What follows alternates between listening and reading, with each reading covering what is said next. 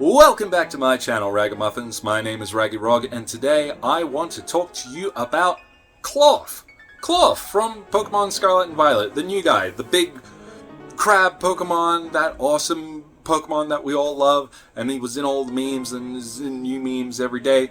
And he's a great Pokémon, he's a part of my team, he's a part of your team. He's the new, coolest Pokémon ever. So today I actually wanted to talk about Klawf and just some of my feelings about him and why I think he's such a great Pokemon, why I think he could have been better, what I would like to see different about him, yada yada yada. We're opening a discourse about Klawf. Definitely get ready to put your ideas down in the comments below because I love reading that stuff and I would probably make a video about it again in the future with your ideas. I want to start off just by saying, yes, I love Klawf. I made a video not that long ago where I actually talked about some theories I had regarding the legendary Pokemon in the trailers for Scarlet and Violet, where I talked about Miraidon and Koraidon, and I also mentioned some others as well. But I was talking about a theory in which I had about a space-time paradox in Scarlet and Violet, and it's released now so we can see what the game is actually about. But in that video I actually used Klawf as a piece of evidence to talk about how I believe there's going to be a past-future dynamic,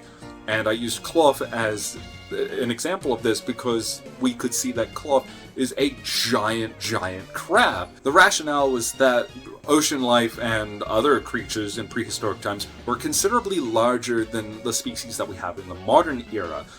So it was interesting for me to look at the game and learn about it and realize that the giant Klawf that we actually saw in the trailer wasn't giant because Klawf is giant. He was giant because he was one of the Titan Pokemon, which is just a theme in Scarlet and Violet. Klawf is pretty big, all things considered, but I would say that he's actually not all that much bigger than, say, Kingler or Crawdaunt or other crustacean-like Pokemon that are fully evolved. So it was interesting to see how I was kind of wrong because I had the wrong information about Klawf. But I still love him, and I still think that he is a great addition to the team either way. Moving right along, I want to say on the subject of using him, when I first caught Klawf when I played through Scarlet and Violet, I actually had to catch two, because immediately after catching one, it occurred to me that the ability on the Klawf that I had was Anger Shell. And the way that Anger Shell works is that when your Pokemon goes down to 50% health or less, it raises their attack, defense, special attack, and special defense. And that sounds good, except I think that Anger Shell should actually trigger passively. It should just automatically raise those stats instead of actually go through the little cutscene in the battle. You know the cutscene that I'm talking about, the one where the dialogue box will come up and tell you individually every single stat that goes up, and then your Pokemon does like a little whoop whoop whoop whoop. And the thing is, Scarlet and Violet is not an easy game. It's not as easy as I thought it was going to be. So your Pokemon is going to drop below 50% health quite often.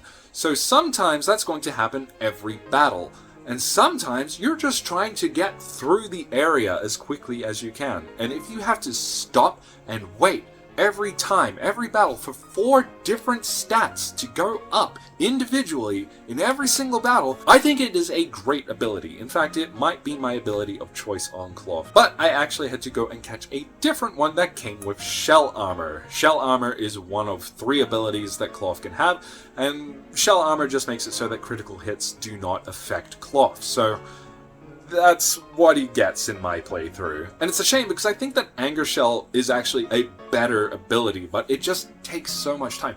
To this day, Pokemon games still waste so much of your time, especially during battles. So if only for my sanity, I sprung for a different ability so I wouldn't have to sit through the cutscenes every single battle.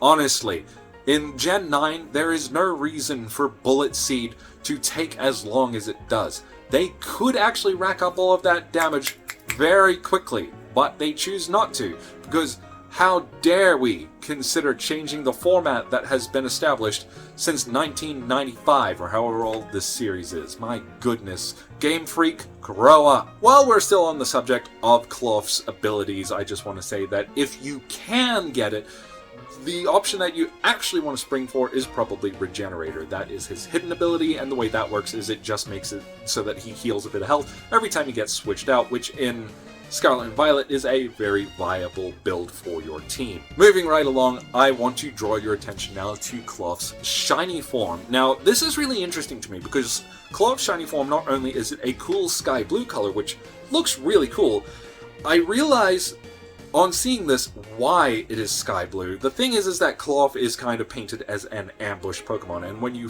encounter him for the first time, there are Klawf hanging on the walls, and they will spring off the walls and they will attack you from the sky. It occurs to me that Klawf is the color that he is because he matches his environment, and then his shiny form is sky blue because it matches the sky, which is the environment you will see him in if he is ambushing you. So he is perpetually camouflaged, whether he is a shiny or not. It's actually genius, and I want to use Klawf and his shiny form as an example of how Game Freak actually does put a lot of thought and consideration into the designs of their Pokemon. The idea that they actually took the time to decide that Klawf should be the same color as the hills surrounding him, and then also decide that his shiny form should still match the colors surrounding him because he is an ambush Pokemon, so it only makes sense that he be camouflaged, is genius. It is nothing short thereof, and it makes me love him ever more. Klawf is a very interesting Pokemon at the end of the day, and another interesting thing is that he doesn't evolve or evolve from anything. And I think that makes sense in a reveal sense. The first time you see and encounter Klawf, it should be in an ambush setting or even the Titan form. And I think it just makes more sense if the first time you are subjected to him, it is in that setting. You don't want to encounter something that evolves into Klawf, lest you kind of spoil the surprise of finding him later, I guess. So I'm not terribly fussed about whether or not he can evolve or evolves from something, and knowing Game Freak, that may happen someday in the future. But I want to go back and talk about Gen 6. Gen 6 introduced Mega Evolution, and I actually love Mega Evolution. I love it so much that you could consider me a Gen 6er, because Mega Evolution is something that I am hoping and praying one day makes a return, with all new Mega forms available and the return of all of the ones that we got in Gen 6. It was just the coolest thing.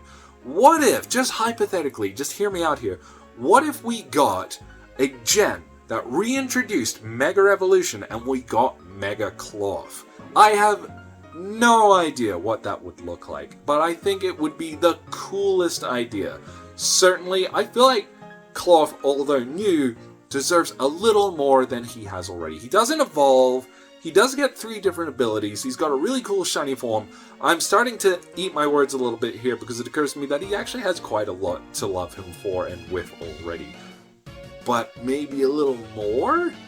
Suffice it to say, I think a Mega form of Klawf would be pretty cool. If nothing else, a Gigantamax form or something. I don't think we're ever actually going to see a return of Mega Evolution or Gigantamaxing or anything like that. But hypothetically, it would be the coolest thing ever.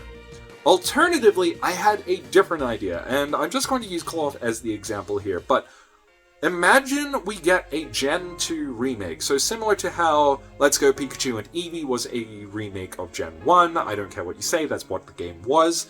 What if we got a similar game of Gen 2, but, just for fun, we got regional variants of already existing Pokemon from later gens introduced in that remake. So, we have Gen 2 set in the Johto region, featuring Pokemon like, oh I don't know, Klawf in a new Johto variant form. That would be cool, because we've seen variants, we've seen regional variants, and usually, pretty much always, a regional variant takes an already existing Pokemon from a previous gen and just makes it different to suit the new environment. What if we took a newer Pokemon and we gave it a regional variant to suit an older environment? And I think Klawf in particular would actually suit this quite well, because the Johto region is both mountainous and surrounded by water, so it's got a bit in common with Paldea. I can definitely see him fitting in there. Think of it like this, Johto is where we got Shuckle, and I get very similar vibes out of Shuckle and Klawf. They are both rock-type Pokemon that resemble aquatic Pokemon, but are not. So, I don't know. You let me know what you think. Anyways, these have been my thoughts and ideas about Klawf. I love him. You love him. Definitely leave your comments and ideas down below, because I might just make a video about that. And yeah, thank you so much for watching, Ragamuffins. If you enjoyed the video today, then make sure to give it a like and subscribe, hit the bell icon, and share it with your friends. Anyways, Ragamuffins, you have a good one. I will see you in the next video. Have a good one!